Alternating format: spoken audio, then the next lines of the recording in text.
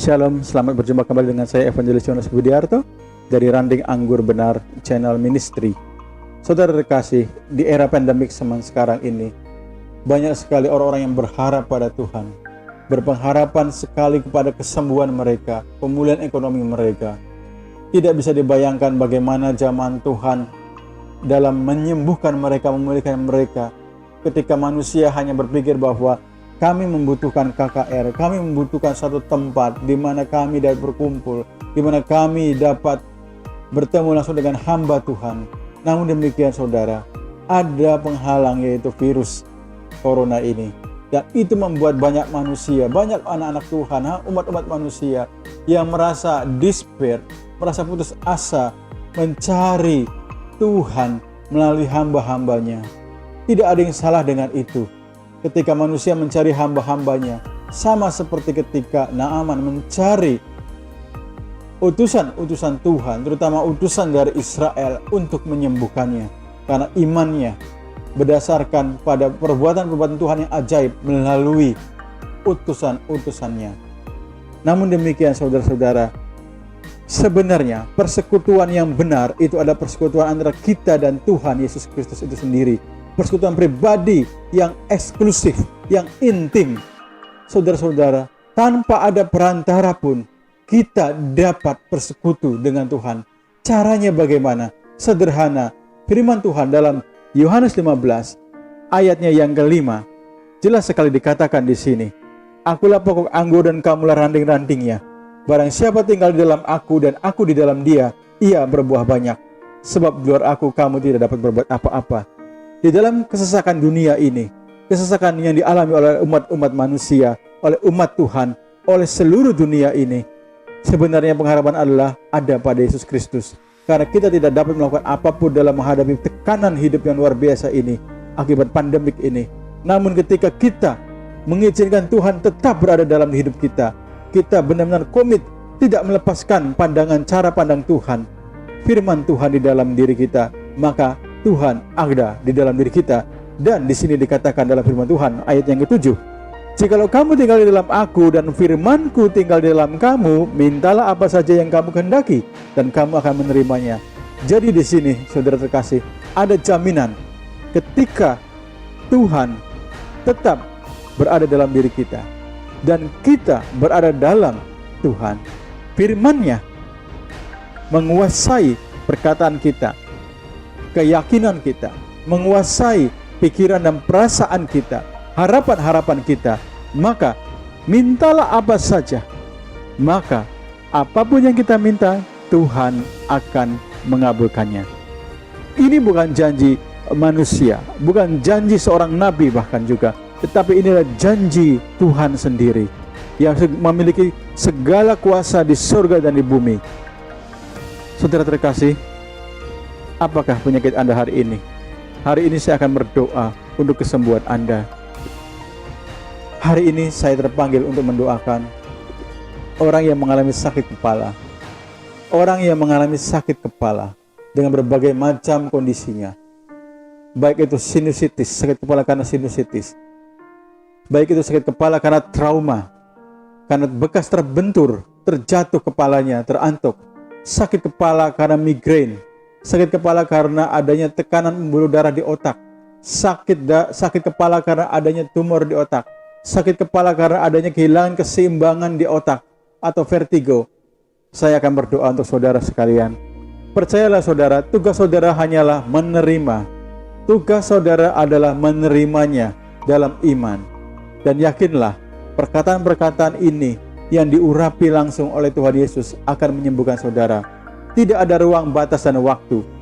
Tidak ada ruang batas dan waktu. Dan doa ini yang saya dasarkan pada otoritas nama Tuhan Yesus Kristus, tidak kekal, tidak lekang oleh zaman, akan kekal. Dalam artian akan terus berada selama video ini ada, selama Anda mengaksesnya. Tidak peduli kapan ini direkam, namun kuasa Tuhan tetap dapat dimanifestasikan dan dapat Anda rasakan langsung juga ketika Anda memutar channel ini. Baiklah saudara-saudara, tetap dalam kondisi percaya. Tenangkan hati saudara-saudara supaya saudara-saudara dapat menerima kesembuhan saudara melalui doa-doa kita bersama semuanya. Mari satukan hati, kita adakan persetujuan. 2-3 orang berkumpul, Tuhan akan beracara. Tuhan mengambil alih. Tuhan hadir di tengah-tengah kita. Di dalam nama Tuhan Yesus, hamba berdoa di dalam nama Tuhan Yesus. Bagi pemirsa, siapa saja yang menyaksikan channel ini, dalam episode kali ini, yang menyaksikan doa-doa ini, Tuhan jamah langsung. Kesembuhan menjadi miliknya, pemulihan menjadi miliknya, kesehatan total menjadi miliknya, dan menerima secara supernatural karena kuasa Roh Kudus menembus batas ruang dan batas waktu. In Jesus mighty name, saya berdoa di dalam nama Yesus, Tuhan sembuhkan yang sakit kepalanya karena trauma, karena terbentur dalam nama Yesus. Setiap pendarahan di otak, in Jesus name, tidak perlu dioperasi. Pendarahan di otak dalam nama Yesus disembuhkan dalam nama Yesus, dan oleh bilur-bilurnya engkau sudah sembuh.